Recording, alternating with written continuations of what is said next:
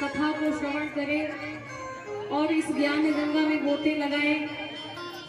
इससे पहले एक बार भगवान के नाम का संकीर्तन करेंगे, जिस संकीर्तन को करके देवर्षि नारद ने अपना अगला जन्म सुधार लिया था।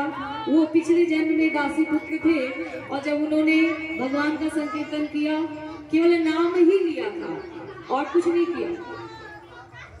सुबह शाम दिन रात हर पल हर आते जाते श्वास में भगवान का नाम लिया करते थे और इसी नाम को लेने की वजह से, इसी नाम का संकीर्तन करने की वजह से उनका अगला जन्म संवर गया और वो क्या बन गए? देवर्षि नारद बन गए। देवताओं को भी सलाह देना, देवताओं से सलाह लेना, कंस को भी वो सलाह देते थे। कभी भी कहीं भी किसी वक्त वो जा सकते थे, उनको कोई रोक टोक नहीं थी। ऐसा नाम का संकीर्तन हम सब मिलकर करेंगे। सभी लोग ताली बजाते हुए झूम के गाएंगे। नारायण नारायण भजमन नारायण नारायण नारायण नारायण नारायण भजमन नारायण नारायण नारायण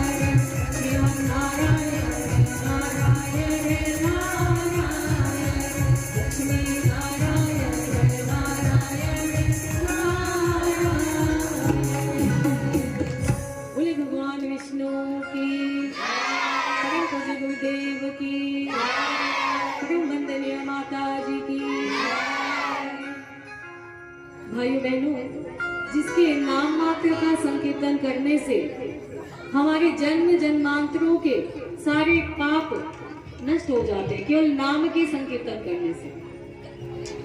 और यदि हम उनका थोड़ा सा कुछ काम कर दिए, यदि हम भगवान का कुछ काम कर दिए, तो सोचिए हमारे इस जन्म का और उस जन्म का दोनों जन्मों के भाग्य खुल जाते।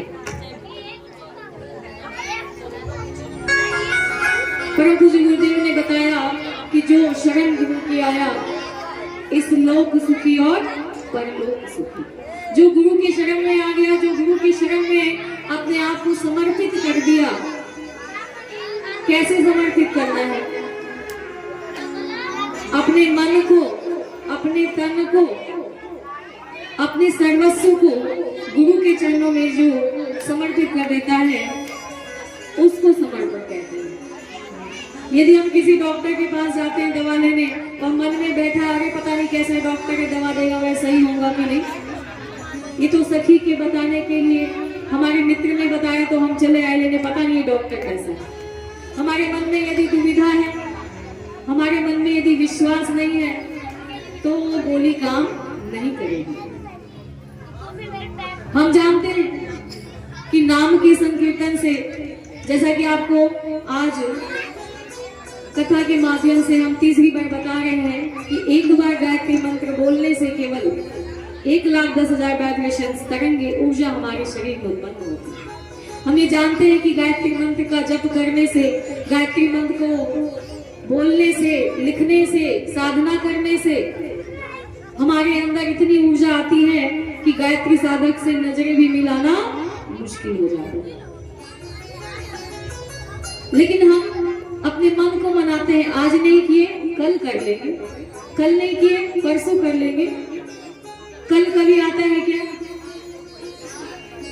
कल कभी नहीं आता। इसलिए तो कहा गया है, काल करे सो आज कर, आज करे सो अब, और पल में परले होएगा दौड़ी करेगा। बहुत अच्छा, किसने कहा? खड़े हो जाओ, खड़े हो जाओ। देखिए छोटे से बच्चे ने कितना अच्छा, आगे आगे अपने चेहरे को दिखा दो सबको। दीदी तिलक लगा दीजिए, तिलक लगा दीजिए। मतलब इतनी भीड़ में अगर हम बैठे हैं, इस ज्ञान गंगा में गोते लगा रहे हैं, ज्ञान को अर्जित कर रहे हैं, तो इस बालक की तरह सुनना चाहिए, ताकि हम जो कुछ भी बोल रहे हैं, सुन रहे हैं, उसका आगे, उसके आगे क्या बोलना है, आगे क्या होने वाला है, वो बालक सुन रहा है और उसने तुरंत बता दिया। अगर पैसा नहीं लग रहा हो तो ताली भी बजा दीजिए आप लोग।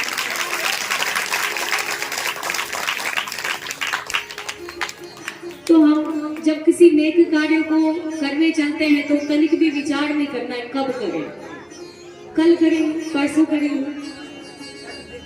ऐसी एक बुढ़िया माता जी थी और वो बीमार चल रही थी, तो उन्होंने सोचा चलो काफी दिन हो गए, 1 महीना बीत गया, मेरा बुखार सही नहीं हो रहा, चल के डॉक्टर को दिखाई लेते हैं। चल दी डॉक्टर के पास दिखाने के लिए, और जब डॉक्टर के पास जाती है, डॉक्टर से कहती है कि डॉक्टर साहब थोड़ा देखिए ना, हम बीमार हैं, 1 महीने से बुखार नहीं छोड़ रहा, मुझे कुछ ऐसा दवा दीजिए जिससे मेरा स्वास्थ्य ठीक हो जाए। डॉक्टर साहब ने कहा बैठो माता जी बैठो, अम्मा बैठो, बिठा लिया, और बिठाने के बाद लाल, हरी, नीली, पीली गोली, 4 तरह की गोलियों को पुड़िया में बनाकर 4 समय का सुबह शाम 2 दिन की पुड़िया उन्हें थमा दी, 4 पुड़िया, और कहा ये लो अम्मा, इसको सुबह शाम खा लेना। बुढ़िया अम्मा ने कहा ठीक है बेटा, और दवा लेके चल दी। जब दवा लेके चल दी, 10 कदम चली थी, याद आ गया, अरे बहुत बड़ी गलती हो गई भाई, डॉक्टर साहब दवा तो दी लेकिन हम पूछे नहीं, और ना उन्होंने बताया कि दवा खानी कैसे है, गर्म पानी से कि दूध से कि चाय से। अब तो पूछने चलना पड़ेगा, नहीं तो दवा काम नहीं करेगी। तुरंत तो वापस आए, आते के साथ डॉक्टर से बोली, अरे बचवा ये जो दवाइया देने वाला हमके याद है ना ही बा कि कैसे खाए, क्या पानी से कि गर्म दूध से कि चाय से। डॉक्टर साहब मुस्कुराए और बोले अम्मा चाहे जैसे भी खा लेना, जो तुमको मिल जाए उसके साथ खा लेना, बस तुम्हारे पेट में ये दवा जानी चाहिए। अम्मा ने कहा ठीक है बचवा, बोल के चल दी। इस बार 20-25 कदम जा चुकी थी, तब याद आ गया, बाप रे बाप, दूध पानी चाय तो बता देगा, नहीं तो बतेबे ना कहलन कि हम बेटी के हाथ से खा, कि पतोहिया के हाथ से, कि बेटुआ के हाथ से खा। बहुत भारी गलती हो गई, बेटिया के हाथ से खाए तो पतोहिया मुंह फुलाई, अब पतोहिया के हाथे से खा तो बेटी मुंह फुला ली, क्या करी?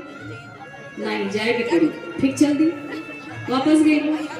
डॉक्टर साहब थकी है, हाँफ रही है, परेशान। डॉक्टर साहब देखते करे, अम्मा क्या हो गया, अभी गई नहीं? अरे बच्चा चल गई गली, आधा दूध चल गई। ये याद आ गई हमके कि दवाइया केकरे हाथ से खाई, मान ला दूधे से खा लेली, चाय से, पानी से ले लेली, लेकिन केकरे हाथ से खाई, केकरे हाथ से खाई? अरे हाँ, पतोहिया की बेटिया की बेटवा के हाथ से। डॉक्टर साहब से पकड़ के बैठ गए, अम्मा तुम किसी के हाथ से खा लेना, ये दवा तुम्हारे पेट में बस जानी चाहिए। अम्मा बोले अच्छा बच्चा गुस्सा नहीं, ठीक है ठीक। जल्दी इस बार घर के दरवाजे से पहुंचने के 10 कदम दूरी पे थी केवल। तो अब क्या याद आ गया, अरे बाप रे बाप मोरी माई, ये तो बहुत भारी गलती हो गई। ये दवाइया हम कुर्सी पे बैठे के खाई कि सुत के खाई?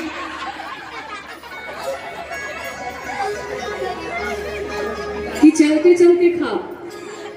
सूप की खरीद गर्दने में फंस गई, राम नाम सत्य। बैठ के खाई तो पेटवा में सही से नहीं जाए, बहुत बड़ा गलती है। डॉक्टर साहब नहीं बचेंगे, आज जाके डॉक्टर के डॉक्टर चल रही। डॉक्टर साहब कंपाउंडर क्या है अम्मा? बार बार डॉक्टर साहब तुम्ही को देखेंगे, बार बार समय खराब करती हो, इतने पेशेंट बैठे हैं। अरे बस एक बात पूछेंगे, हाँ तुम लोगों की समझ में नहीं आएगा, बताएगी नहीं चाहिए कि दवाइयाँ कैसे खाए के सूत के बैठे की चल के उतना दूर चल के लेने की नहीं घरे हम। बोले डॉक्टर साहब से हमकी बात करेंगे, मिले के हम। कंपाउंडर क्या बोले, डॉक्टर साहब ठीक से वो बूढ़ी अम्मा आई है। डॉक्टर साहब गुस्सा गए, पता नहीं इस बूढ़ी अम्मा को क्या समाया, आज मेरा इसे खाने को मिला है लगता है सुबह सुबह। चल भेज दो, ये तो बेचारी बुढ़िया है, ना जाने कौन सी बात अब दिमाग में बैठ गई। ले आए कंपाउंडर, गई।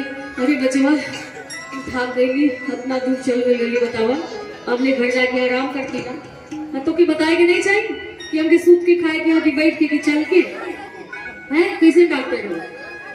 अरे ओ बूढ़ी अम्मा, सुबह सुबह मैं मिला था, मैंने कहा ना ये दवा कैसे भी तू खा, तेरे पेट में जानी चाहिए।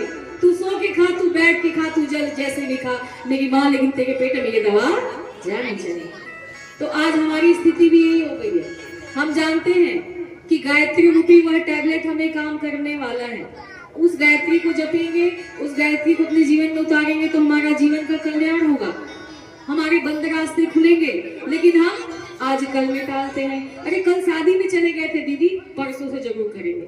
बलि वैसे करने को बोलते हैं तो कहते दीदी 5 दिन हम अपनी बहन की बेटी की शादी में गए थे, तो कैसे होगा?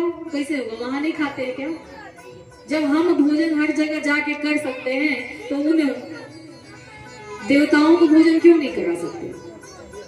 क्या भगवान और देवी देवता बस हमारे घर के दरवाजे में बंद है? वो कहीं नहीं जाते।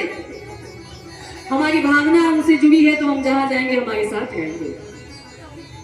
अरे दीदी सुबह सुबह कौन उठ के रोटी बनाए और बलि वैसे करे? कौन नहाए 4 से 6 के बीच में और गायत्री मंत्र जपे? नहीं जपेगा तो फिर दौड़ो, फिर कहो कि मेरा बच्चा पढ़ने में मन नहीं लगाता है, मेरा बच्चा बात नहीं मानता, मेरा बच्चा कहना नहीं मानता। और बच्चा क्या करता है? दिन रात व्हाट्सएप पे घुसा रहता है। व्हाट्सएप सुबह ही बताया था, व्हाट्सएप मम्मी और फेसबुक पापा। तो आज के बच्चों की ये स्थिति हो गई है। उनकी गलती नहीं है, गलती किसकी है? कमी किसकी है? हमारी और आपकी। हमने बच्चों को मोबाइल तो दे दिया, लेकिन मोबाइल दिया तो क्यों दिया? वो बच्चा कैसा उसका उपयोग कर रहा है, इसको भी देखना हमारी जिम्मेदारी है। हमें पता है राम नाम लेने से, कृष्ण का नाम लेने से, गायत्री मंत्र को जपने से हमारा उद्धार होने वाला है, हमारा कल्याण होने वाला है। लेकिन फिर भी आज कल परसों में हम टालते रहते हैं। अरे कल किसी ने देखा है? कल कभी आता ही नहीं। आइए इस आज तृतीय दिवस की विराम दिवस में हम कथा को श्रवण करेंगे। तृतीय खंड को परम पूज्य गुरुदेव ने परिवार खंड बनाया। परिवार खंड में उन्होंने ये दर्शाया है कि परिवार में पति पत्नी और परिवार में रहने वाले सभी सदस्य एक दूसरे के साथ कैसे प्रेम और स्नेह ममता के साथ रहे। एकदा तु हरिद्वार कुंभ पर्वणि पुण्यदे पर्व स्नानस्य सज्जातः समारोह अत्र धार्मिकः देशान्तराद संख्यास्ते सद्गृहस्थाश्च संगताः अवसरे च शुभे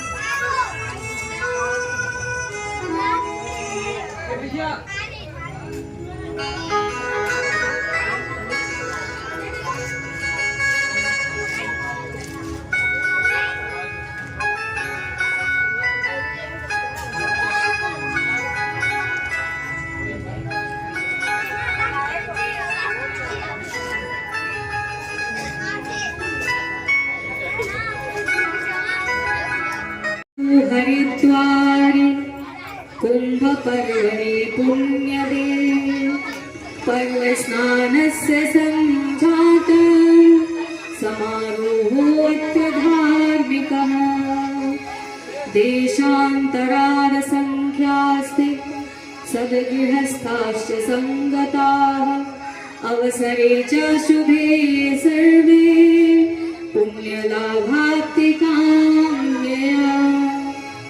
एक बार हरिद्वार में कुंभ लगा और उस कुंभ के पर्व में अनेक देशों से चलकर सारे सद्गृहस्थ कुंभ में स्नान करने के लिए एकत्रित हुए और उस कुंभ पर्व में सारे सद्गृहस्थ ज्ञान के सागर में गोते लगाने और ज्ञान की गंगा को अपने जीवन में उतारने के लिए पहुंचे। उस ज्ञान गंगा में जब गोते लगाने पहुंचे तो कथा के माध्यम से परम पूज्य गुरुदेव ने परिवार खंड में बताया कि किस प्रकार से हम आपस में परिवार में रहने वाले सभी सदस्यों के साथ मिलजुल कर रहें। अगर पति पत्नी है तो पति पत्नी आपस में प्रेम से रहें, एक दूसरे का सम्मान करें, एक दूसरे के लिए समर्पण की भावना रखें। अगर बच्चे हैं तो आपस में मिलजुल कर रहें, ननद भाभी हैं तो एक दूसरे की सहायता और समर्पण की भावना से रहें। ऐसे ही एक घर में जब हम एक दूसरे के लिए समर्पण की भावना नहीं रखते और एक दूसरे के लिए त्याग की भावना नहीं रखते तो क्या होता है, कथा के माध्यम से सुनिए। एक मास्टर साहब थे, यहाँ बहुत सारे मास्टर साहब हैं तो आप लोग इसके लिए बुरा नहीं मानेंगे, ये पावन प्रज्ञा पुराण की कथा है, ये हम नहीं बोल रहे। मास्टर साहब थे और उन्होंने होली में पहनने के लिए बहुत ही सुंदर कुर्ता पैजामा सिलवाया, बहुत ही महंगा कपड़ा, सिलाई भी आज तो कपड़े से ज्यादा महंगी हो गई। सिलवाया, सिलवाने के बाद गए दर्जी के पास, 2 दिन बचा था और बोले भैया क्या हुआ, सिल गया मेरा कपड़ा? दर्जी ने कहा हाँ भाई साहब सिल गए, ले जाइए। जब ले गए तो देख क्या रहे हैं कि पैजामा उनका 3 बित्ता बड़ा हो गया, पैजामा हो गया 3 अंगुल बड़ा, 3 अंगुल।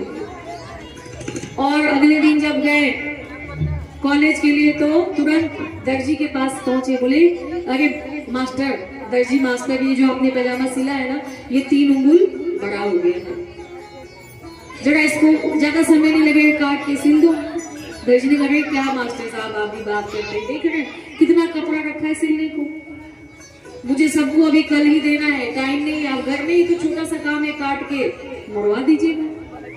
मास्टर साहब ने कहा अरे टेलर साहब सिल देते तो अच्छा होता, किसके पास जाएंगे, पैसा ले लेना। टेलर ने कहा नहीं मास्टर साहब समय नहीं है। अब जो प्रोफेसर साहब थे वो घर आए अपने पैजामा को लेकर, सबसे पहले पत्नी से कहा अरे सुनती हो? पत्नी ने कहा हाँ जी बोलिए। अरे भाग्यवान देखो ना मैं कुर्ता पैजामा सिलवाया हूँ, अच्छा है ना? पत्नी बोली बड़ा अच्छा है, कपड़ा तो बड़ा सुंदर है। हाँ सुंदर तो है लेकिन मैं पहनूंगा कैसे? पत्नी ने कहा क्या हो गया? अरे भाग्यवान ये पैजामा 3 अंगुल बड़ा हो गया है, तो मैं तुम्हारे पास इसलिए आया हूँ कि 3 अंगुल पैजामे को कैंची से काट के थोड़ा सिलाई मार दो, अच्छा हो जाएगा, तो मैं कल पहन के जाऊंगा। शाम को होली मिलन है कॉलेज में, तो पत्नी ने कहा आपका दिमाग खराब हो गया है, मैं इतनी बूढ़ी हो गई, घर में बेटी है बहू है, अभी भी नहीं करूँ आपका? जाइए बेटी से बोलिए, बहू से बोलिए, इतने दिनों से करती आ रही हूँ, अब तो कुछ आराम दीजिए। कितना बोल दिया। मास्टर साहब उठाए पैजामा चल दिए बहू के पास। बहू के पास जाते लगे बेटा सुन रही हो? बहू किचन में से निकली, हाँ पिताजी बोलिए। अरे बेटा क्या कर रही है? अरे क्या करूंगी, सुबह सुबह उठने के बाद किसी को चाय देना, किसी को रेड टी देना, किसी को व्हाइट टी देना, किसी को ग्रीन टी देना, कॉफी देना है, काढ़ा देना है, बच्चों के लिए नाश्ता बनाना है, आपके लिए लंच बनाना है, पतिदेव के लिए दोपहर का लंच बना के पैक करना है, तो यही सब तो काम है। ससुर ने कहा बेटा देख, तू अपने इसी बिजी टाइम में से ये मेरा पैजामा 3 अंगुल बड़ा हो गया है, इसे काट कर सही करके मुझे दे दे, कल मुझे पहन के जाना। बहू ने कहा पिताजी ये आप सोच भी कैसे सकते हैं कि मैं कर दूंगी, मुझे तो सांस लेने का भी समय नहीं है। चाय बनाई हूँ 3 बार ठंडा हो गया, गर्म नहीं करके पी पा रही हूँ। आप गुड़िया दीदी से बोले, वो खाली है ननद के बारे में। गुड़िया दीदी से बोले वो खाली है, दिन रात कमरे में पता नहीं क्या करती रहती है। ससुर जी उठाए लेके चल दिए पैजामा। अरे ओ बेटी गुड़िया, ओ बेटी गुड़िया, नहीं सुनी, दरवाजा खटखटाया। गुड़िया बेटा, हाँ पापा। आज तो हम पापा ही बोलते हैं ना, पिताजी तो बोलते नहीं। असंख्य पापों को जो करता है वो बहुत सारे पाप जब जुड़ जाते हैं तो पापा बन जाता है। और नहीं तो पापा को भी क्या कर दिया शॉर्टकट में डैड, तो डैडी हो जाओ, समाप्त, कहानी खत्म। पिताजी कौन बोलने जाए, पिताजी इतना लंबा, शॉर्टकट का जमाना है भाई। और मम्मी को म्यूजियम में डाल दिया। माँ तो बोल ही नहीं सकते। अगर माँ बोलोगे तो कितना ममत्व और कितना ममता झलकता है इस माँ में। बछड़ा भी क्या बोलता है, माँ, और कितना प्यारा लगता है माँ। कन्हैया क्या बोलता था, माँ, मैया। और आजकल के बच्चे, हम लोगों ने अपने माता पिता को मार दिया, पापा को पाप का खजाना बना दिया और मम्मी को मार के म्यूजियम में डाल दिया। आप सोचिएगा, चिंतन कीजिएगा, माँ बोलना है या पिताजी बोलना है, क्या बोलना है। अब गुड़िया निकली, हाँ पापा बोलिए। बेटा क्या कर रही थी, अरे क्या करूंगी, पढ़ाई कर रही थी।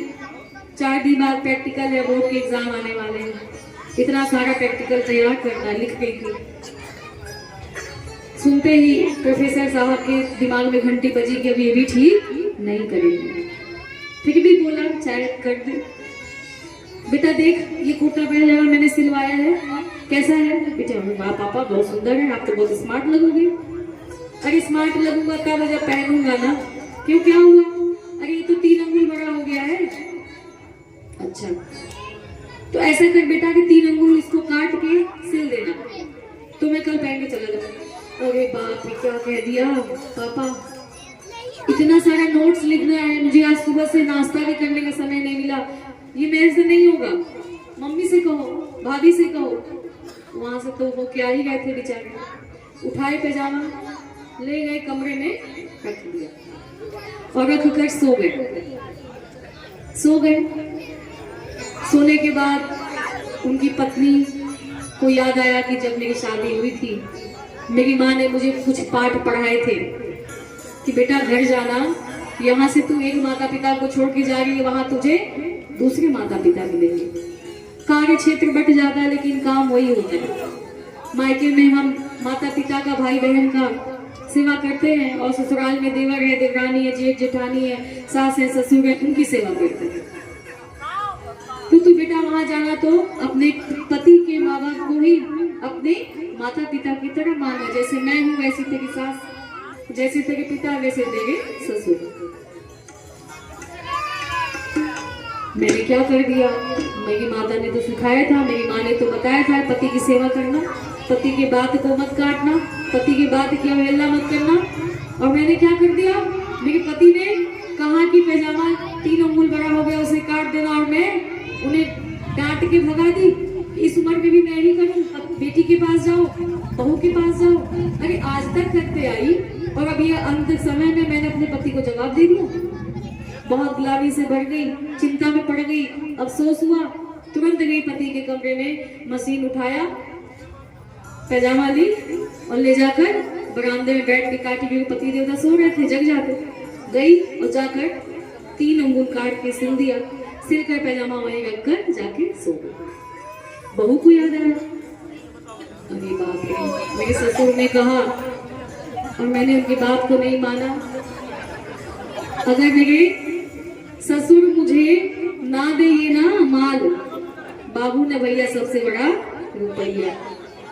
अगर ये ना दे तो मैं शॉपिंग कैसे करूंगी? पतिदेव के सामने तो 10 बार रोना पड़ता है तब जाके मिलता है। मांगो 4000 तो देते 200, और ससुर जी तो कहते ले बेटा तेरे को जितना खर्च करना करे। कहाँ से लाऊंगी मैं इतने महंगे साड़ी, इतने महंगे लिपस्टिक? जाती हूँ तुरंत गई, होली में भाई तैयारी करना है, गई फटाफट 3 उंगल नापा, काटा, सीधा चपोट के रख दिया। उधर बिटिया के पास फोन आ गया। किसका? सहेली का। अरे गुड़िया सुनती हो? हेलो, हाँ यार बोल, क्या बात है? अरे कल कॉलेज जाना है। क्यों? एडमिट कार्ड लेने। एडमिट कार्ड लेने? हाँ आऊंगी। अरे नहीं नहीं, मैं कैसे आऊंगी? मेरी तो 5000 फीस अभी ड्यू बाकी है। तुरंत घंटी बजा। पापा, पैसा इक्वल टू पापा। अब पापा ने तो काम दिया था, मैंने मना कर दिया, वो 5000 देंगे कैसे? तो बहुत रख फोन रख, अभी मैं बात करती हूँ तुमसे। तुरंत गई, खोजी पैजामा, देखिए अच्छा पैजामा नहीं रखा भाई, 3 अंगुल काटा, सिला, रख दिया।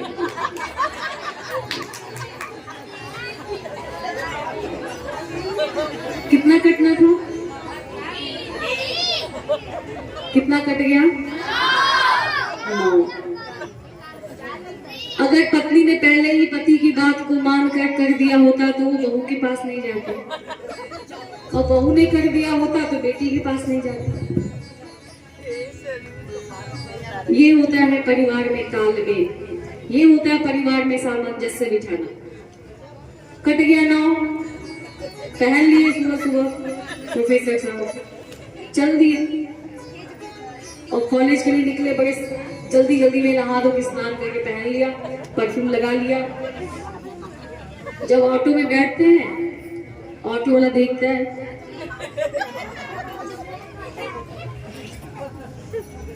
ऊपर से नीचे की ओर देख रहे हैं। अरे मास्टर साहब, प्रोफेसर साहब, ये क्या पहने हैं? अरे भाई कुर्ता पजामा पहना हूँ, तो दिख नहीं रहा? इतना महंगा है, तुम्हें पता है कुर्ता से भी ज्यादा महंगा इसका सिलाई लगा है। अरे वो तो सब ठीक है, ये पहने क्या है? अरे भाई कुर्ता पैजामा। जैसी पैजामा की तरफ नीचे नजर किया, रुक गाड़ी रुक, तुरंत घर गए। और घर में जाने के बाद पत्नी से कहा ये क्या है? आप ही ने तो कहा था सिलने के लिए, तो मैंने 3 उंगल काट के सिल दिया। बहू आई, पिताजी मुझे शॉपिंग के लिए जाना, आपने जो कहा था मैंने काम कर दिया। अरे तुमने तो कर दिया, मेरा तो सब सर्वनाश हो गया। बेटी आई, पिताजी मुझे 5000 दीजिए, एडमिट कार्ड लेने जाना है, फीस जमा करना है। पिताजी खड़े हैं वैसे ही पहन कर, पैजामा नहीं, क्या बन गया वो? पैजामा बन गया अंडरवियर। तो ये है परिवार का तालमेल, ये है परिवार में सामंजस्य नहीं बिठाने का नतीजा। तो गुरुदेव ने कहा कि जब हम परिवार में हैं तो गृहस्थ आश्रम में है, तो गृहस्थ आश्रम में रहते हुए गुरु के कार्य को करना, भगवान के नाम को लेना। अरे हम परिवार में हैं, गृहस्थ आश्रम में हैं, कैसे भगवान को नाम ले, कैसे भगवान का नाम जपे? खाना बनाते समय भोजन, कल ही बताया था, खाना नहीं भोजन बनाना है, भोजन नहीं प्रसाद बनाना है। भोजन को जब हम बनाए तो भगवान का नाम ले, गुनगुनाते रहे, संगीत को गाते रहे, गायत्री मंत्र पढ़ते रहे और भोजन को बनाते हैं। कैसे बनाएंगे भोजन? जय जय राधा रमण हरि बोल, जय जय राधा रमण हरि बोल, जय जय राधा रमण हरि बोल, जय जय राधा रमण हरि बोल। आटा गूंथिया बोलिए, जय जय राधा रमण हरि बोल,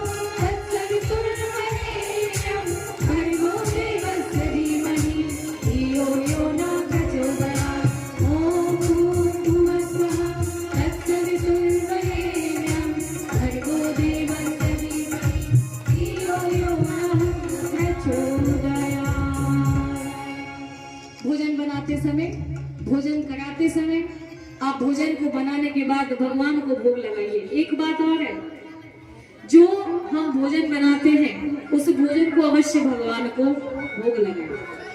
अब आप सोचेंगे हम तो बनाते हैं वो चीज वो सब, अब वो सब भगवान को कैसे चढ़ाएंगे? जब हम वो सब उस देवता को नहीं चढ़ा सकते, उस परमात्मा को नहीं चढ़ा सकते, तो इस यह मनुष्य रूपी शरीर जो भगवान का यह मंदिर है, इस मंदिर में क्यों चढ़ाएंगे? इस मंदिर में वो भोजन क्यों? सोचिएगा आप, जब उस देवता को वह भोजन नहीं चढ़ सकता, तो इस शरीर रूपी जिसमें भगवान साक्षात यह जो हमारे अंदर परमात्मा का अंश है, जीवात्मा, जो जीवात्मा परमात्मा से मिल जाता है तब वो एक हो जाता है। जब तक यह जीव है उस परमात्मा का ही अंश है, और जो हमारा यह मानव शरीर है जिसमें भगवान का वास है, वह भोजन जो भगवान को मना है वही भोजन हमें भी वर्जित है। इस बात का ध्यान दीजिए, जो भी भोजन बनाते हैं भगवान को अवश्य भोग लगाएं, और भोग लगाने के बाद उसे प्रसाद के रूप में ग्रहण करें। तो परिवार कैसे बना? प्रेम से बना, स्नेह से बना, ममता से बना, दुलार से बना। और जिस परिवार में प्रेम नहीं, त्याग नहीं, समर्पण नहीं, दया नहीं, ममता नहीं, वह परिवार नहीं बन सकता। आज हमारे बच्चों की जो स्थिति बिगड़ती चली जा रही है, अपने बच्चों की परवरिश को हम सही से नहीं कर पा रहे हैं। क्यों? हमारी और आपकी ही वजह से हमारे बच्चों के सारे शेड्यूल, सारी दिनचर्या बिगड़ते चले जा रहे हैं। हमारा बच्चा बिना मोबाइल देखे दूध नहीं पीता, हमारा बच्चा बिना मोबाइल चलाए भोजन नहीं करता है, रोने लगता है। माताएं क्या करती है? मोबाइल को खोल के दे देती है। और हमारे अंदर भी क्या गलती है? जब गर्भ में शिशु आता है तो हमारे मन में चिंतन होने लगता है कि ना जाने इस बार बेटा आएगा कि बेटी आएगी। और इसी चिंतन को जब हम सोचते हैं, गर्भवती के ऊपर इसका बहुत बड़ा असर होता है। माताएं जो गर्भस्थ शिशु को अभी पाल रही हैं, उनके अंदर संस्कार बीज के रूप में डाल रही हैं। उनके मन में ऐसी चिंताएं उत्पन्न होने लगेगी कि ना जाने इस बार कौन सी संतान आएगी, और ना जाने हमारे घर वाले हमारे साथ कैसा व्यवहार करेंगे। बेटियों को गर्भ में ही हम मार देते हैं और नवरात्र में पूजने के लिए गली गली में घुमा करते हैं। और बेटियों को मार ही क्यों देते हैं? क्योंकि आज दहेज रूपी दानव इतना बड़ा मुंह फाड़ता चला जा रहा है, जितना भी दो कम ही होता जा रहा है। परम पूज्य गुरुदेव ने कह दिया, बंद करो खर्चीली शादी अगर रोकनी है बर्बादी। अगर बर्बादी को रोकनी है तो खर्चीली शादियों को बंद करना होगा। और ये कहां से शुरू होगा? हमारे और आपके घर से। जो गुरुदेव से जुड़े हैं, जो गुरुदेव के बच्चे हैं, अगर वो इस रूढ़िवादिता को समाप्त करेंगे तभी जाकर एक एक करके समाज से, इस देश से दहेज रूपी दानव समाप्त हो सकता है। एक पोस्टमैन थे, उनकी 3 बेटियां थी। एक बेटी का विवाह उन्होंने कर दिया, बची 2 बेटियां। दिन रात चिंतित रहा करते थे कि ना जाने कहां से मैं उतने पैसे लाऊंगा और अपनी बेटियों का विवाह करूंगा। इसी चिंता से उनका स्वास्थ्य भी गिरता चला जा रहा था। एक दिन वह पोस्ट ऑफिस से घर को वापस आ रहे थे, तभी रास्ते में उनके एक मित्र मिल गए और कहे, चलो आओ हम चाय पीते हैं। और एक दुकान में दोनों बैठ के चाय पीने लगे।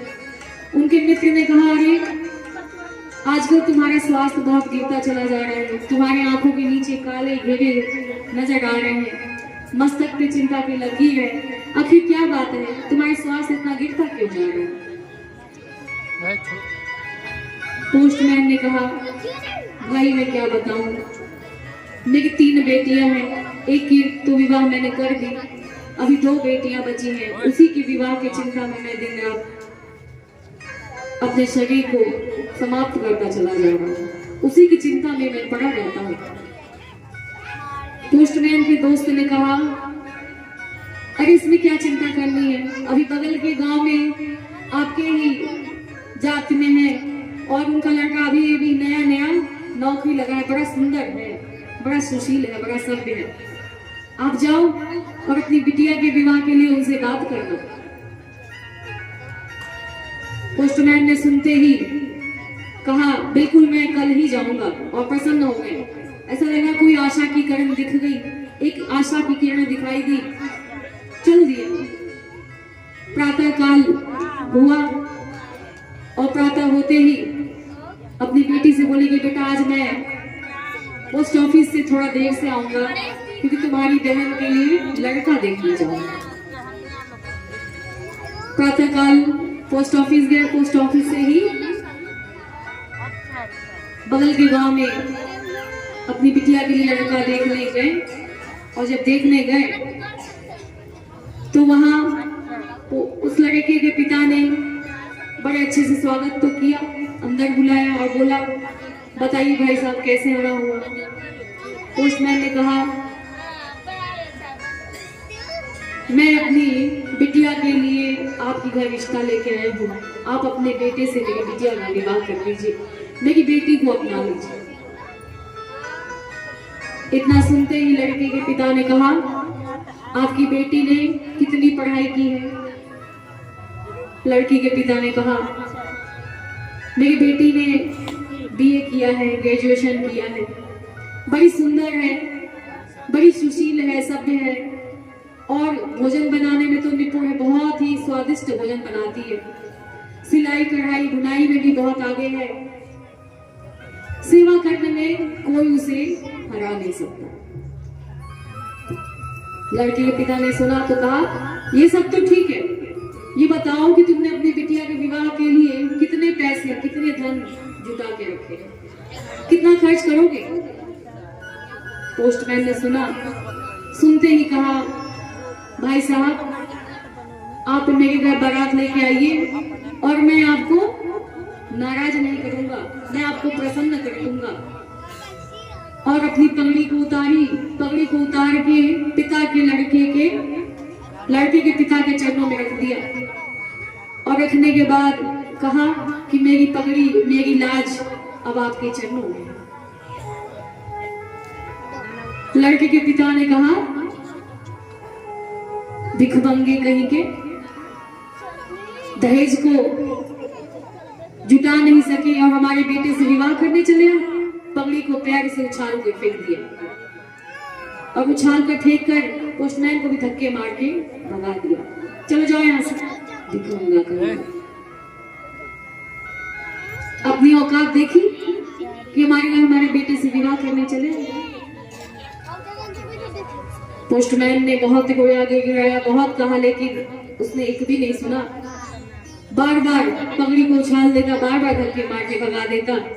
पोस्टमैन ने अपनी पगड़ी को उठाया और उठा कर चल दिया अपने घर की ओर। जब घर पहुंचता है तो बेटी ने जब अपने पिता की यह दशा देखी तो देखते ही समझ जाती है। उसने कहा था पिताजी आज लेट से आएंगे, अपनी बहन से कहा था कि आज पिताजी लेट से आएंगे, वो दीदी के लिए लड़का देखने जाएंगे और शायद लगता है पिताजी वहीं से आए हैं और कुछ इनके साथ बुरा व्यवहार हुआ, गलत व्यवहार हुआ है। तुरंत पानी ले आई, चाय लाई, पिताजी को पिलाया, फिर पूछा पिताजी क्या हुआ, आपकी ऐसी दशा कैसे हुई। इतना पूछना था कि पोस्टमैन की आंखों से, नेत्रों से झरझर आंसू बहने लगे। वह आंसू रुकने का नाम नहीं ले रहा। आंसू ने बता दिया, नेत्रों ने बता दिया कि आज उसके पिता के साथ कौन सी घटना घटी हुई। दोनों बहनों ने रसोई घर में भोजन बनाया। भोजन बनाने के बाद अपने पिता को भोजन ग्रहण कराया और जब पिता ने भोजन कर लिया तो भोजन करने के बाद दोनों बहनों ने पिता की सेवा की, पैर हाथ दबाया, पिता को सुला दिया और दोनों ने रसोई घर में जाकर यह निश्चय किया, यह निर्णय लिया कि आज हम दोनों बहनों की वजह से हमारे पिता की इज्जत बर्बाद हो गई। हमारे पिता को इतनी अवहेलना हमारी वजह से सहनी पड़ी। अगर आज हम नहीं होते तो हमारे पिता की बेइज्जती नहीं होती। और दोनों ने निर्णय कर लिया कि आज हम दूध में जहर मिला के पी के सो जाएंगे। ना हम रहेंगे और ना हमारे पिता को हमारी वजह से बातें सुननी पड़ी। दोनों बहनों ने दूध में जहर मिला लिया। भाइयों बहनों, दोनों बहनों ने उस दूध को पीकर हमेशा के लिए इस दुनिया से विदा ले लिया। यह घटना परम पूज्य गुरुदेव अखबार में पढ़ रहे थे और पढ़ने के बाद उनके नेत्रों से आंसू की धारा अनवरत बहती चली जा रही, रुकने का नाम नहीं ले गई। परम वंदनीय माता जी आती है। माता जी ने जब गुरुदेव को रोते देखा,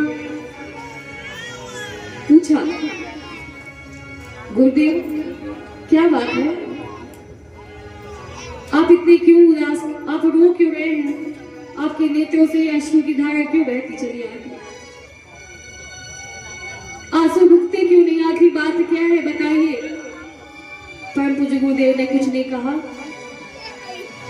गला भर आया, नेत्रों से आंसू की धारा बही जा रही है। परम पूज्य गुरुदेव ने अखबार थमा दिया माता जी को। अखबार थमाने के बाद माता जी ने जब वो पढ़ा, माता जी भी रोने लगी। और परम पूज्य गुरुदेव ने कहा, जब तक हमारे समाज से यह दहेज रूपी दानव नहीं जाएगा, तब तक हमारी बेटियां सुरक्षित नहीं, तब तक हमारी बेटियों को गर्भ पे ही मार दिया जाएगा। और आज हम सभी देखते हैं, जानते हैं, बेटियों को गर्भ में ही मार दिया जा रहा है। इस दहेज ने ही फैलाया, इस दहेज ने ही फैलाया।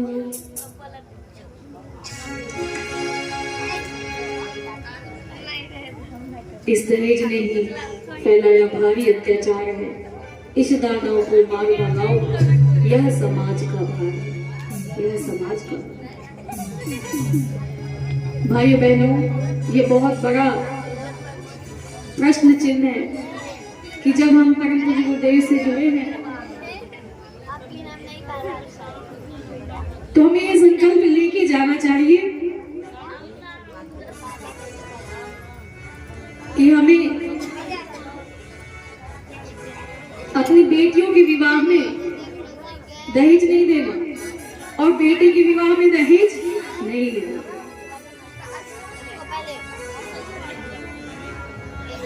इसकी शुरुआत हमें अपने घर से करनी होगी।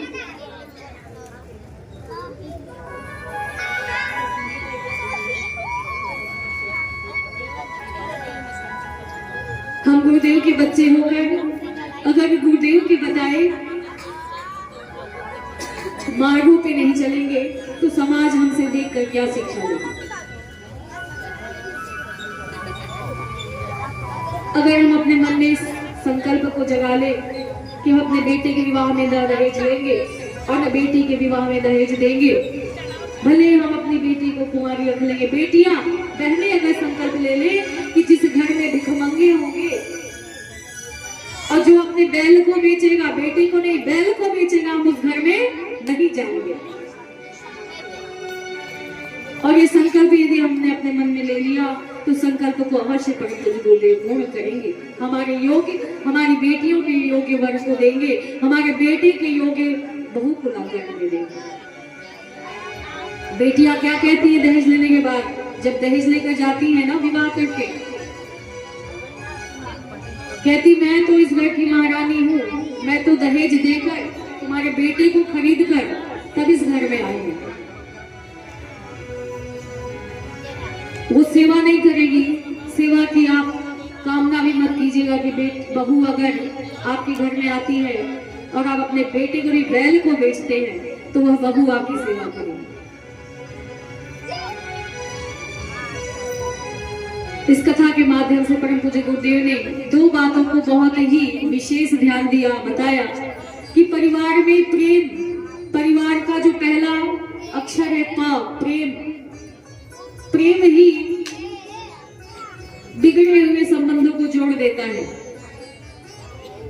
और परिवार का दूसरा शब्द क्या है, अक्षर क्या है, र। सारे राग द्वेष को समाप्त कर दीजिए। और वाव तीसरा, वात्सल्य जगाइए, प्रेम जगाइए, राग द्वेष समाप्त कीजिए, वात्सल्य जगाइए, छोटे बच्चों के साथ प्रेम कीजिए। और आखिरी अक्षर र, उस आखिरी अक्षर र ने क्या दर्शाया कि सारे राग द्वेष को समाप्त करके प्रेम के रंग में अपने परिवार को लीजिए, जिसका नाम है परिवार। और दूसरा, दहेज रूपी दानों को समाप्त करके उन्होंने बताया कि दहेज रूपी दानों को समाप्त कीजिए, तब हमारे परिवार का, तब हमारे समाज में वह सारे संस्कारों को जागने की आशा जगेगी कि हाँ, हमारे समाज में एक परिवार है जिसका नाम है गायत्री परिवार।